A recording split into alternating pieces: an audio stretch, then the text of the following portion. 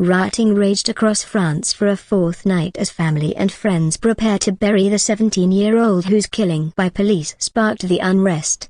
Despite a massive deployment of 45,000 police officers to the country's streets, cars and buildings were set ablaze and stores were looted, while the Interior Ministry announced 994 arrests around the country by early Saturday. Nahel Merzouk, 17, will be laid to rest following an Islamic ceremony close to his home in the northwestern Paris suburb of Nanterre, where he was shot in the chest as he sat at the wheel of a stationary Mercedes last Tuesday. The officer responsible, identified as Florian M, 38, remains on remand having been charged with murder. The government suggested the violence triggered by the teenager's killing was beginning to lessen, following tougher security measures, including 5,000 more officers than the previous night. But damages remained widespread, from Paris to Marseille to Lyon to French territories overseas, where a 54-year-old died after being hit by a stray bullet in French Guiana.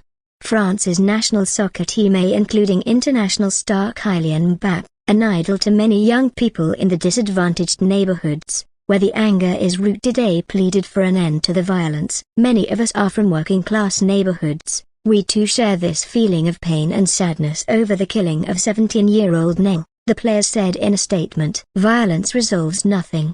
A broken bar. There are other peaceful and constructive ways to express yourself. They said it's time for mourning, dialogue and reconstruction instead. The fatal shooting of the teenager stirred up long-simmering tensions between police and young people in housing projects who struggle with poverty, unemployment and racial discrimination. Anger erupted in Nanterre after his death there on Tuesday and quickly spread nationwide. The subsequent rioting is the worst France has seen in years and puts new pressure on President Emmanuel Macron, who appealed to parents to keep children off the streets and blamed social media for fueling violence.